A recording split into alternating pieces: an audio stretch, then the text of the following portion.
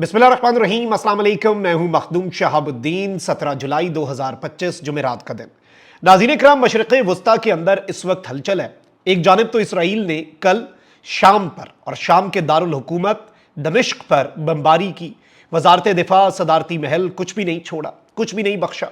लेकिन इसराइल जो है उसके ऊपर बैलिस्टिक मिसाइल दागे गए हैं और अब इसराइल की जो डिफेंस फोर्सेस हैं उन्हें शाम को छोड़कर अपनी पड़ गई है और इसराइल में इस वक्त एयर रेड साइरेंस, वही जो इसराइल ईरान जंग के 12 दिन के दौरान इसराइल के अंदर नॉर्म बन चुके थे, वो सायरन बजना शुरू हो गए और इसराइल के अंदर थ्रेट्स जो हैं वो जारी किए गए।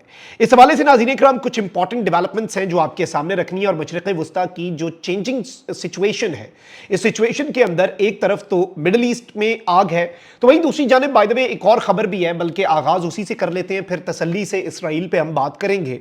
इस वक्त नाज़रीन इकराम जो बरतानिया का जरीदा है express.co.uk, उसने खबर दी है कि NATO considers retaliation against Russia. यानी अब नेटो जो है वो खुलकर, इससे पहले सिर्फ यूक्रेन की मदद कर रहा था नेटो, रूस यूक्रेन जंग की मैं ये खबर दे रहा हूं आपको कि नेटो ने इस वक्त कंसिडर करना शुरू कर दिया है कि हम रशिया के खिलाफ रिटेलिएट करें as world war 3 and plane crash fears soar. यानी इस वक्त नाज़रीन इकराम ये बताया गया है कि यूरोप के अंदर जो ईस्टर्न यूरोप है वहां पर एयरप्लेन्स को रशिया जैम कर रहा है और सिर्फ मिलिट्री सिस्टम्स को नहीं बल्कि सिविल एविएशन को भी और मैरीटाइम ट्रैफिक, यानी कि जो सिविलियन एयरक्राफ्ट हैं उन्हें और जो कश्तियां हैं जो समुंदर में फिर रही होती हैं उनके सिस्टम को भी जैम कर रहा है। और इस वक्त यूरोप के अंदर प्लेन्स के क्रैश होने के खतरात मौजूद हैं। ये कौन कह रहा है जी? ये बरतानवी जरीदा कह रहा है और इस सब के अंदर ये कह रहे हैं कि इस वक्त एक तरफ प्लेन क्रैश के खतरात मौजूद हैं, वर्ल्ड वॉर 3 के खतरात मौजूद हैं और इस सब के अंदर नेटो जो है वो अब रूस के ऊपर हमलावर होने का सोच रहा है और रूस के खिलाफ रिटेलिएशन का नेटो ने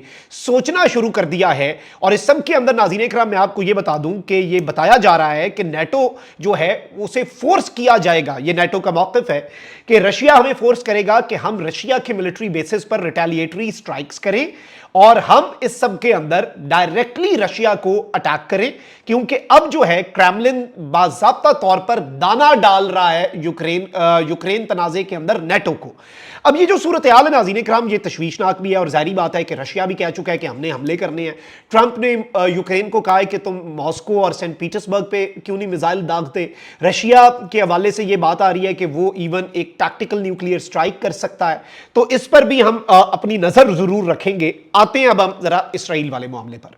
नाज़रीन इकराम, ईरान के अंदर अभी भी इसराइली स्ट्राइक के खतरात मौजूद हैं। ईरान की एयर स्पेस जो है उसे लगातार बंद कर दिया जाता है। ईरान के अंदर एयर डिफेंस की मशकें चल रही हैं, ईरान की एयरफोर्स एक्टिव है और ईरान के सुप्रीम लीडर जो हैं उन्होंने भी तकरीबन 6-7 घंटे पहले, जब मैं ये वीडियो रिकॉर्ड कर रहा हूं, स्टेटमेंट दी कि हमने अमेरिका ने हम पे अटैक किया, हमने अमेरिका को मजा चखाया, दोबारा अमेरिका ऐसा कुछ करेगा तो हम दोबारा से अमेरिका को जवाब देंगे।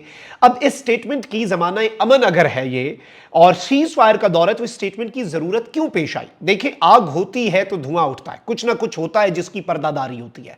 तो ईरान के सुप्रीम लीडर की तरफ से इस स्टेटमेंट का आना और इस स्टेटमेंट का दोबारा से रिपीट होना और इसकी टाइमिंग बहुत इंपॉर्टेंट है, क्योंकि एक तरफ तो लेबनान के अंदर बहुत कुछ चल रहा है, यमन में बहुत चल रहा है और फिर अब आपको पता है कि सीरिया के अंदर इसराइल जो है उसने स्ट्राइक्स की हैं। टर्की जो है वो इसराइल की स्ट्राइक्स के खिलाफ बहुत ज़्यादा रिजेंटमेंट दिखा रहा है। लेकिन इस सब के अंदर हुआ यह है कि एट द वेरी मोमेंट जब इसराइल स्ट्राइक्स कर रहा था सीरिया पर, हौसी, अब ये जो यमन के अंदर हौसी हैं, इनके वाले से हमेशा जब भी इंटरनेशनल मीडिया के अंदर इन्हें रिपोर्ट किया जाता है, कहा जाता है कि ये ईरान बैक्ड हौसीज हैं, यानी इनकी हिमायत जो है वो ईरान करता है। हौसियों ने इससे पहले भी इसराइल के ऊपर पिछले दिनों हमले किए और एक तरफ तो आप ये देखें कि इसराइल और ईरान का सीज फायर इंटैक्ट है, लेकिन ईरान के अंदर भी कुछ सैबोटाज ऑपरेशंस हुए, ईरान के अंदर भी कुछ पुरस्कार इवेंट्स हुए, पुरस्कार धमाके हुए कुछ बेसिस के ऊपर भी पिछले 1-2-3 हफ्ते के अंदर।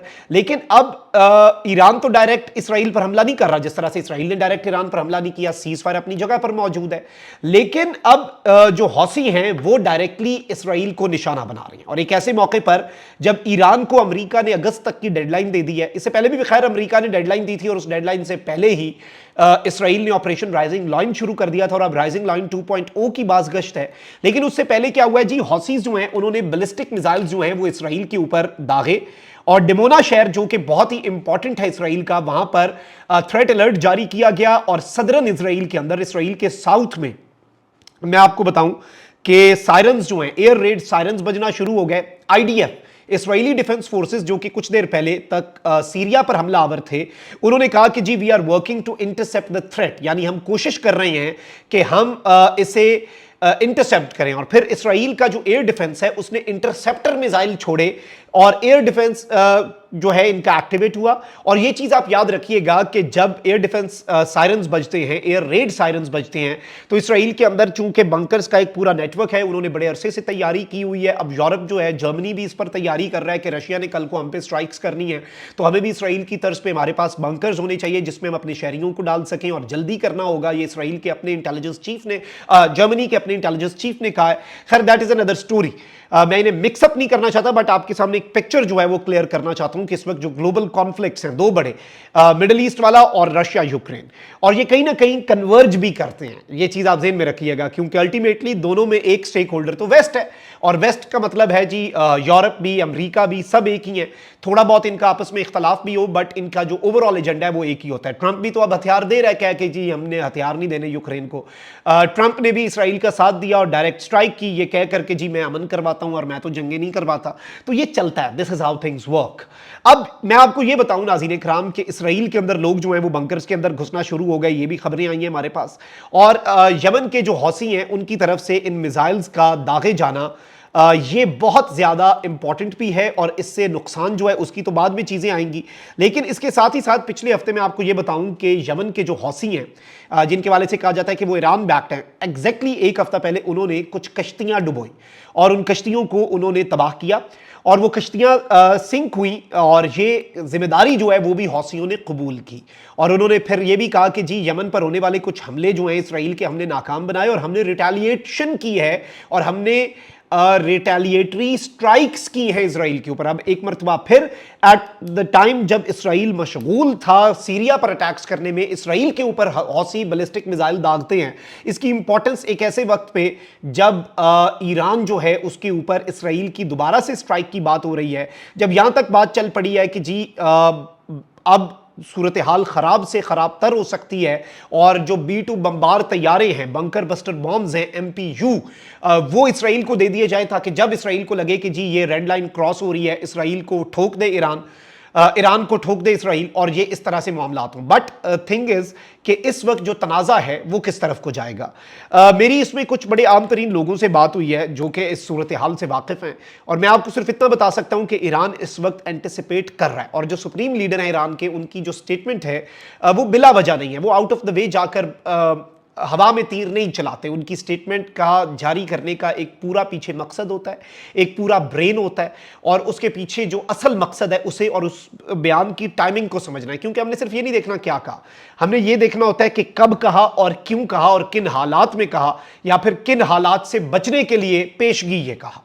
और ईरान के सुप्रीम लीडर की तरफ से ये कहा जाना आई थिंक कि बहुत ज़्यादा गेम चेंजर भी है, क्योंकि उन्होंने एक मरतबा फिर ये मैसेज दिया है कि अगर इसराइल भी कुछ करता है तो अमेरिका के जो बेसिस हैं वो स्टिल हमारे निशाने पर हैं। ये स्टेटमेंट इंपॉर्टेंट है, ये ज़हन में रखिएगा, क्योंकि क्या सवाल यहां पर यह है कि इसराइल ईरान पर दोबारा स्ट्राइक करेगा अकेले, या फिर अमेरिका भी साथ होगा। क्योंकि ट्रंप जो है वो भी, अब ईरान ने तो कोरा जवाब दे दिया है। ट्रंप ने अगस्त तक की डेडलाइन दी, ईरान ने कहा भाई हमने रिज्यूम करनी नहीं टॉक्स, हमारी प्री कंडीशंस आप मीट करें फिर टॉक्स होंगी। तो अब मामला जो है मैच फंस चुका है। Let's see how things unfold. अपना बहुत ख्याल रखें। अल्लाह निगहबान। पाक जिंदाबाद।